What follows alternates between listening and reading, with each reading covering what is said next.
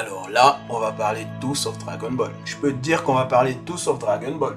On va parler de brochettes de viande, de boulettes, de la police des mœurs du 7-7, mais alors surtout pas de Dragon Ball. Bref. Salutations tête de nage, je suis le Eh oh, tu fais quoi là? Ben quoi? C'est déjà pris ça. Change d'intro. Oh.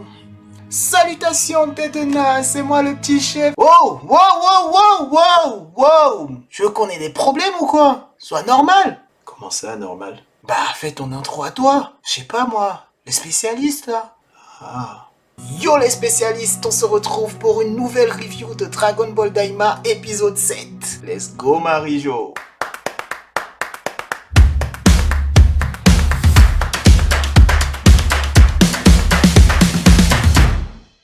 C'est nul, c'est incroyablement nul. Mais avant de t'expliquer pourquoi c'est nul, assieds-toi, je vais te parler du sponsor de cette vidéo. Qu'est-ce que tu fais? Y a pas de sponsor, mec. Personne te connaît. Ah ouais. Tu crois vraiment que les marques vont bosser avec un inconnu comme toi? Mais ce sont les gens aussi, ils s'abonnent pas. Et les gars, j'ai sorti une vidéo.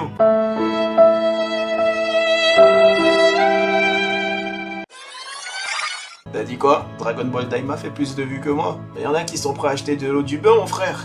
Qu'est-ce que tu veux que je te dise? Donc, comme je te disais, avant de te dire pourquoi c'est nul, on va d'abord faire un résumé de l'épisode. On reprend exactement où on s'est arrêté à l'épisode précédent, au sanctuaire de Dende.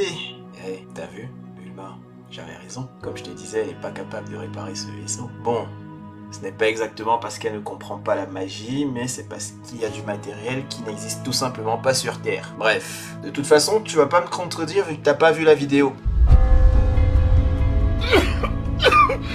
D'ailleurs, j'aimerais bien connaître la définition du mot public sur YouTube. Parce que là, à part mes 7 comptes suspects souscrits en Chine, je peux te dire que personne l'a vu. Quoi? Thierry aussi? Ensuite, on retrouve Goku, Glorio, Pansy et Shin toujours en chemin pour aller récupérer la Dragon Ball. Et bah Goku, qu'est-ce qu'il fait? Bah il mange la fameuse boulette qui équivaut à 2 repas. Et toi, le fan? Oui, toi, le gros kid fan des DB là. T'as vu la ref Sanzo? Tu l'as vu? Le plus inquiétant, c'est que ce bon vieux Gokor, comme dirait Ariane, paix à son âme, dit avec fierté qu'il n'a jamais élevé ses enfants. Quelle indignité. En fait, j'ai l'impression qu'il se force à dire « Et vous les fans là, oui vous, gros fans, gros geeks de DBZ, on vous suit, on sait ce que vous faites sur les réseaux. On sait ce que vous dites, hein? Goku, Super Engine, là. T'as vu? On te suit, on a écouté ce que tu fais. Souris! Souris! Souris maintenant, fils de... Non mais on connaît la bonne blague qui dit que Piccolo serait le vrai père de Gohan juste parce qu'il a élevé pendant 1 an en attendant l'arrivée de Nappa et Vegeta. On sait bien également que Goku a connu Goten à l'âge de 7 ans. Oui, mais de là à ce qu'ils nous disent qu'il n'a pas vraiment élevé ses enfants, ou du moins ne serait-ce que le premier, bof. Alors, ils se font arrêter par la gendarmerie. Excès de vitesse dans les airs du Daimakai, contrôle aux faciès. Hein? Est-ce qu'on peut m'expliquer l'utilité de cette scène avec les flics du 7-7?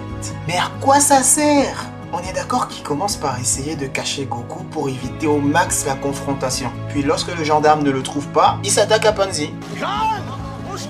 Ensuite, ils se battent alors qu'ils ont tout fait pour éviter le combat. Et là, qu'est-ce qu'on nous sort? T'inquiète, c'est pas grave. Parce que Pansy a coupé les communications et que les autres ont tous été battus. Ça nous laisse du temps. Mais attention, le collier de Pansy est traçable. Donc, on va m'expliquer que la gendarmerie est capable de tracer des foutus colliers, mais qui n'ont pas pensé à des GPS pour leurs avions. D'ailleurs, parlons du collier en Kachin là. Oh oui. Parlons du Kachin, ça tombe bien. Cette arnaque là. On nous a quand même fait croire que le Kachin était le métal le plus résistant de l'univers. Et puis on nous a dit non. En fait, il existe même le Kachin. C'est comme l'iPhone 15. C'est mieux que le 14. Mais tu sais pas pourquoi. Et ben le voilà ton métal super résistant. Voilà. Bref, on dit ciao à la police des mœurs du 7-7, qui se transforme en Team Rocket d'ailleurs pour le coup, et on passe au village. En tout cas, tu peux mettre en commentaire Kaioshin le GOAT, parce que c'est l'homme de la situation. Bon, le mec avec son pistolet là, il y a 20 ans, le père, le frère de Glorio, n'allait pas nous la faire à nous quand même. Non mais sérieux, l'écriture d'une histoire, c'est contrôlé, c'est pas fait au hasard. On ne met pas un élément de dialogue pour rien. Si dans mon histoire j'écris que le personnage entre dans une pièce et il y a un fusil accroché au mur, il faut que dans les péripéties qui vont suivre, le fusil ait une importance quelconque dans l'histoire. C'est comme ça s'appelle le fusil de Tchekhov.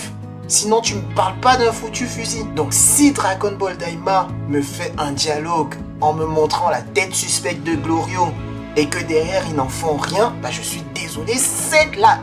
Parce qu'en vrai, qu'est-ce qu'on en a à faire que le Tamagami s'est tapé il y a 10 ans, il y a 20 ans ou il y a 50 ans? On s'en fout. Donc cette information doit être utile. Et je sais que dans Dragon Ball Super, ils ont souvent fait des informations comme ça qui paraissent plus ou moins capitales dans le scénario et finalement passer à la trappe, totalement inutiles. Mais là, vous ne le faites pas. Toriyama, il ferait pas ça. Vous avez dit qu'il travaillait pour vous, il a travaillé sur la série, il ferait pas ça. On le sait, on a lu. Donc, on vous surveille, Dragon Ball Daima. Bon, il est temps de dire pourquoi c'est nul. Pourquoi est-ce que je dis que c'est nul? Et tout simplement parce que ça ne raconte rien. On va me dire qu'on enrichit le lore, mais l'essentiel d'un récit, c'est pas juste de donner 1000 détails d'univers sans que ça n'ait d'intérêt scénaristique. Le but premier, c'est quand même de raconter une histoire intéressante et divertissante. Par exemple, quand tu prends le manga Dragon Ball original, il n'y a pas besoin de raconter 1 million de trucs pour que l'histoire soit cohérente et qu'elle avance. D'ailleurs, Toriyama, c'était un génie du show don't tell et du less is more. Oui, je parle anglais. Y a quoi? Be you. Be proud of you because you can do what we want to do. Ce que je veux dire, c'est que tu n'as pas besoin de savoir où est la mère de Goku pour t'attacher au personnage et comprendre ses motivations. Pas besoin d'avoir le nom de la planète d'origine de Frieza pour en faire un méchant charismatique et cohérent, un méchant emblématique dans une série importante. Pas besoin de nous dire non plus pourquoi dans le monde Dragon Ball il y a des dinosaures qui coexistent avec l'humanité et une humanité en plus qui a une technologie futuriste. Pas besoin de nous dire non plus pourquoi certains ce sont des chiens normaux à 4 pattes qui aboient alors que d'autres ce sont des chiens debout sur 2 pattes et qui sont chefs du gouvernement, en plus qui parlent. C'est comme ça et puis c'est tout. Tu découvres un univers et tu acceptes ses codes. Mais là j'ai l'impression qu'à force d'écouter les fans, ils veulent créer une sorte de cohérence à l'univers en expliquant tout, en inventant des choses qui n'ont aucun sens, juste pour donner une sorte de fausse profondeur à l'histoire. Deuxième problème. Le deuxième problème, c'est que t'as plein de péripéties, mais il n'y a aucun intérêt scénaristique. T'as des personnages qui discutent, mais sans forcément qu'il y ait un intérêt narratif. Pas de création de lien entre les personnages, pas d'impact scénaristique, juste des péripéties en fait. Et je ne compare même pas à d'autres licences. Je ne parle que de Dragon Ball en lui-même, en tant que licence. Avant que ce soit dans Dr. Slump ou dans Dragon Ball, chaque chapitre était conçu comme une histoire courte, mais avec un fil conducteur sur l'histoire générale, mais chaque péripétie servait le scénario. Sauver le village face au monstre Oolong pour avoir une Dragon Ball, aller montrer sa culotte à Kame Sennin pour avoir une Dragon Ball, aller éteindre le feu à la montagne de Gyumao pour avoir une Dragon Ball, et finalement on se rend compte que non, il faut retourner chez Kame Sennin pour avoir le Bashosen et revenir, etc. À chaque fois c'était rempli de gags, je suis d'accord, et d'interaction entre les personnages, mais pour remplir une fonction précise. Là, c'est que des péripéties. On a l'impression qu'on regarde des fillers, mais très bien animés. Je ne dis pas qu'on passe un mauvais moment, hein. Loin de là, ça fait plaisir de les voir vivre au quotidien. Mais là, c'est une télé-réalité, en fait. On n'en tire rien pour l'instant. On les voit juste vivre leur quotidien. Il n'y a pas d'enjeu. Enfin si, mais il est bien loin. Quand on regarde épisode par épisode, il ne se passe rien. Il n'y a pas de développement de personnages, il n'y a pas de morale, ça ne raconte rien. C'est juste des enchaînements de scènes. Et ne venez pas me dire qu'apprendre que Shin a un deuxième prénom, c'est du développement de personnages. Vous-même, vous avez des amis dont vous ne connaissez pas le deuxième prénom dans la vraie vie. C'est juste du lore pour du lore, ça ne raconte rien en particulier. Rendez-vous compte, j'ai fait le calcul. 7 épisodes, 160 minutes, 2h40. En 2h40, on a appris que le royaume des démons est dans le trou de cul d'un poisson, Goku a très certainement de gros problèmes de transit, et le second prénom de Shin, c'est Nahare. Et puis ils essaient de nous faire monter la hype avec leur Tamagami là. Mais qu'est-ce qu'on s'en fout du Tamagami? Il a même pas de nom. Comment peut-il être emblématique? Bon, au moins il parle. On comprend d'ailleurs qu'il est pas méchant dans sa manière de s'exprimer. Mais franchement, plus fort que Dabra, plus fort que Dabra. Mais Dabra, il était nul. Il était très nul. Il faut qu'on se le dise. On nous disait à l'époque qu'il était à peu près du même niveau que Cell Parfait, mais il était nul. Je suis désolé. Même Vegeta s'énervait déjà à l'époque contre Gohan parce qu'il galérait face à un mec nul. Charismatique, oui. Intelligent, oui. Mais nul. Nul, espèce de maïs.